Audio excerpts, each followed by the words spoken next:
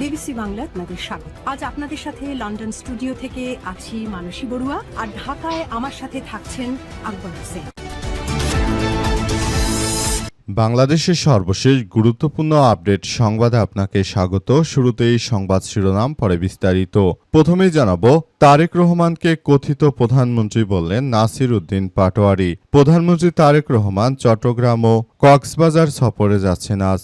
সকালে ঢাকা থেকে হেলিকপ্টারে করে তিনি কক্সবাজারের মহেশখালীতে পৌঁছিয়েছেন, এরপর চট্টগ্রামে গিয়েছেন। প্রধানমন্ত্রীর এই সফর নিয়ে ফেসবুকে একটি পোস্ট দিয়েছেন জাতীয় নাগরিক পার্টি এনসিপির মুখ্য সমন্বয়ক নাসির উদ্দিন পাটোয়ারি। পোস্টে তিনি প্রধানমন্ত্রী তারেক রহমানকে কথিত প্রধানমন্ত্রী হিসেবে সম্বোধন করেছেন।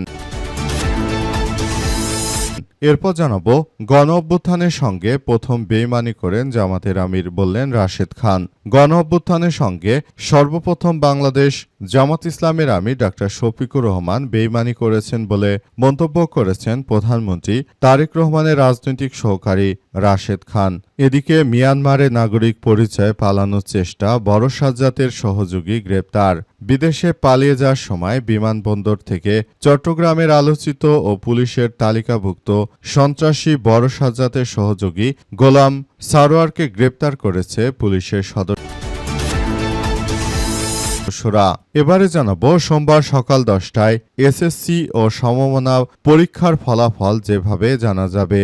চলতি বছরের এসএসসি ও সমমনা পরীক্ষার ফল প্রকাশের অপেক্ষার অবসান হচ্ছে সোমবার 10 আগস্ট। এদিন সকাল 10টায় শিক্ষা মন্ত্রণালয় সম্মেলন কক্ষে আয়োজিত অনুষ্ঠানে ফলাফলের উদ্বোধন করবেন শিক্ষামন্ত্রী ড.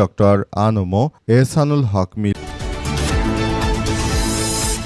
এদিকে সৌদির দুই অঞ্চলে বিস্ফোরণ, সৌদির আরামকো তেল ও জুবাইল গ্যাস স্থাপনায় আগুন। সৌদি আরবের জুবাইল অঞ্চলে বিকট বিস্ফোরণের শব্দ শোনা গেছে।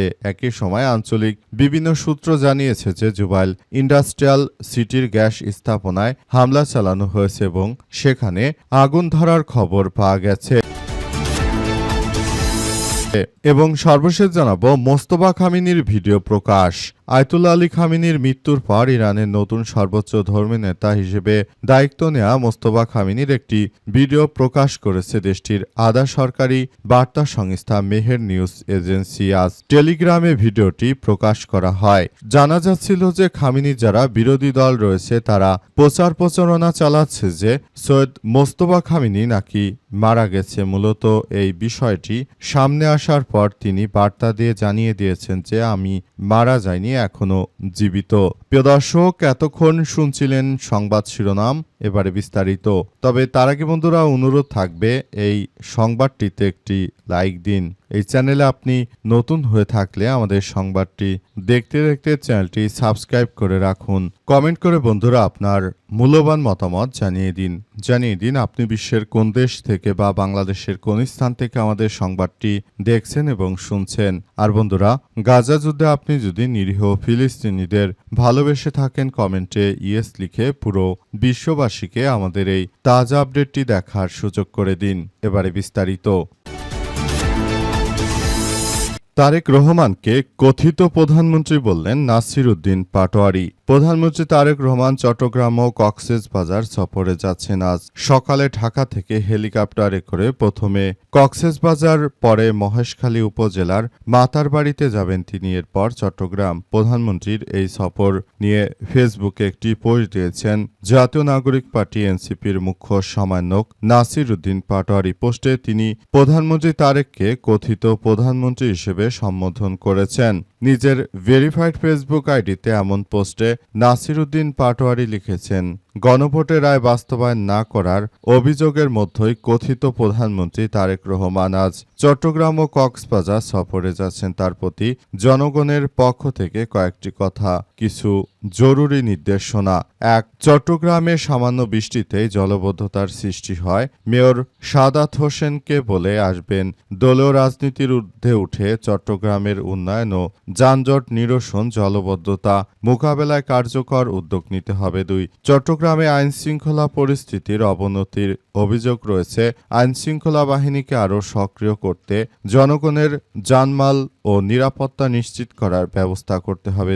মীর হেলাল খসরু গ্রুপ দীর্ঘদিন ধরে অভ্যন্তরীণ দ্বন্দ্ব ও কোন্দল বন্ধ করার উদ্যোগ নিতে হবে। তাদের রাজনৈতিক বিরোধের প্রভাবে চট্টগ্রামের সাধারণ মানুষ বিপদে আছে। 4 বিএনপি নেতাকর্মীদের পাহাড় কাটা বন্ধ করার নির্দেশ দিতে হবে। অবৈধ বালু উত্তোলন, চাঁদাবাজি, দখলবাজির বিরুদ্ধে দৃশ্যমান ব্যবস্থা নেয়ার কথা জানান তিনি। কক্সবাজার সফরে সালাউদ্দিন গ্রুপ ও শহর বিএনপির নেতাদের অভ্যন্তরে দ্বন্দ্ব-কোন্দল বন্ধ করে জনগণের স্বার্থে কাজ করার নির্দেশ দিন। 6 কক্সবাজারে পর্যটকদের নিরাপত্তা নিশ্চিত করার জন্য কাজ করুন। 7 টেকনাফে মাদক ও ইয়াবার ব্যবসার বিরুদ্ধে কোনো রাজনৈতিক ব্যক্তি বা নেতাকর্মীর বিরুদ্ধে মাদক ব্যবসার সঙ্গে যে জড়িত রয়েছে সালাউদ্দিনের চক্র, সেটিকে বন্ধ করতে হবে।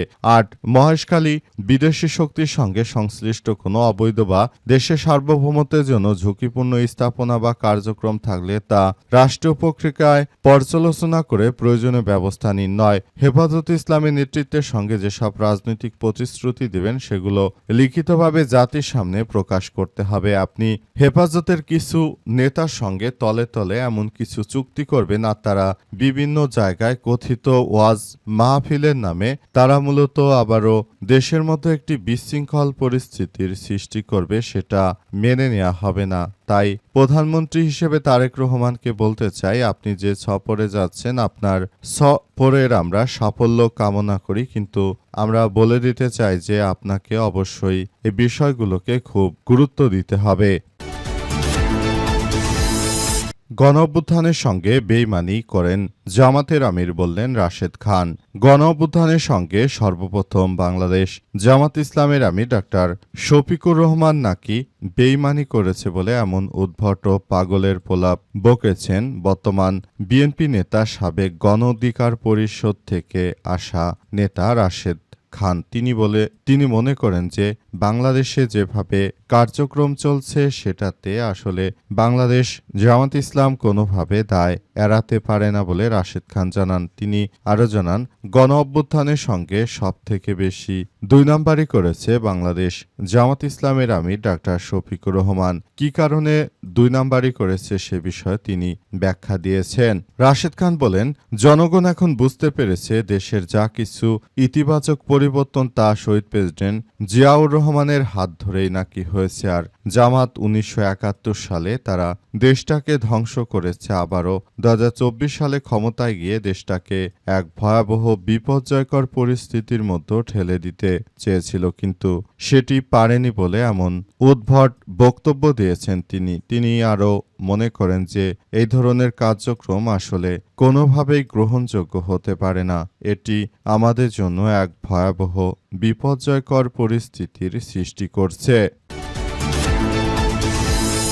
মিয়ানমার নাগরিক পরিচয়ে পালানোর চেষ্টা, বড় সাজ্জাদের সহযোগী গ্রেপ্তার।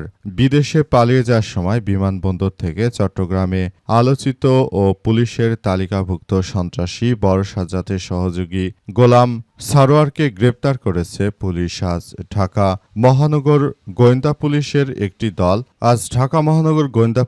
একটি দল হজরত শাহজালাল আন্তর্জাতিক বিমানবন্দর থেকে তাকে গ্রেপ্তার করে। গোলাম সারোয়ার চট্টগ্রামের সাজ্জাদ আলী ওরফে বড় সাজ্জাদের সহযোগী এবং ফুফাতো ভাই বলে জানিয়েছে পুলিশ। চট্টগ্রাম মহানগর পুলিশের সহকারী কমিশনার জনসংযোগ আমিনুর রশিদ বিষয়টি নিশ্চিত করেছেন। এদিকে শনিবার রাতে চট্টগ্রাম মহানগর পুলিশ বা সিএমপির এক বিজ্ঞপ্তিতে বলা হয়, ঢাকা মহানগর গোয়েন্দা পুলিশের একটি দল গোপন সংবাদের ভিত্তিতে তাকে আটক করেছে। তিনি বিদেশে পালিয়ে যেতে চেয়েছিলেন, কিন্তু তিনি আর পালাতে পারলেন না। শেষ পর্যন্ত এই সন্ত্রাসীকেও ধরে ফেলেছে পুলিশের সদস্যরা। এই ঘটনায় এখন চট্টগ্রামে পরিস্থিতি থমথমে অবস্থা বিরাজ করছে। চট্টগ্রামের এই সব মাফিয়ারা তারা দীর্ঘদিন ধরে এলাকায় যে সব মানুষ রয়েছে সাধারণ, তাদেরকে ব্যবহার করে তারপর চাঁদাবাজি, রাহাজানি ও সন্ত্রাসী কার্যক্রম চালিয়ে মূলত পুরো চট্টগ্রামে একটি ত্রাসের রাজত্ব কায়েম করতে শুরু করেছে। অবস্থায় সবাইকে আরও বেশি সজাগ থাকার জন্য আহ্বান জানানো হয়েছে পুলিশের পক্ষ থেকে। সবাইকে আরও বেশি সজাগ থাকার জন্য বলা হচ্ছে। সোমবার সকাল 10টায় এসএসসি ও সমমানের ফল প্রকাশ যেভাবে জানা যাবে। চলতি বছরের এসএসসি ও সমমানা পরীক্ষার ফল প্রকাশের অপেক্ষার অবসান হচ্ছে 10 আগস্ট। এদিন সকাল 10টায় শিক্ষামন্ত্রী শিক্ষা মন্ত্রণালয় সম্মেলন কক্ষে আয়োজিত অনুষ্ঠানে ফলাফলের উদ্বোধন করবেন শিক্ষামন্ত্রী আনম এহসানুল হক মিলন। একই সময় অনলাইন শিক্ষা প্রতিষ্ঠান ও মুঠোফোনের এসএমএস এর মাধ্যমে ফল জানতে পারবেন শিক্ষার্থীরা। শিক্ষা মন্ত্রণালয় থেকে এরই মধ্যে পাঠানো বিজ্ঞপ্তিতে তথ্যটি জানানো হয়েছে। বিজ্ঞপ্তি অনুযায়ী ফলাফল উদ্বোধন অনুষ্ঠানে সব শিক্ষা বোর্ডের চেয়ারম্যান শিক্ষা মন্ত্রীর কাছে পরীক্ষার ফল হস্তান্তর করবেন। বাংলাদেশ আন্তঃশিক্ষা বোর্ড সমন্বয় কমিটি সভাপতি ও ঢাকা শিক্ষা বোর্ডের চেয়ারম্যান অধ্যাপক ডক্টর সৈয়দ আখতারুজ্জামান বিকেলে জানান যে সোমবার সকাল 10টায় একযোগে এসএসসি ও সমমানা পরীক্ষার ফল প্রকাশ করা হবে। সংশ্লিষ্ট শিক্ষা বোর্ডের ওয়েবসাইটে নিজ নিজ বোর্ডের ফল জানা যাবে। এছাড়াও দুটি অভিন্ন ওয়েবসাইট educationalresult.gov.bd আরেকটি হচ্ছে educationalboard.gov.bd এই ওয়েবসাইট থেকে আপনারা ফলাফল দেখতে পারবেন।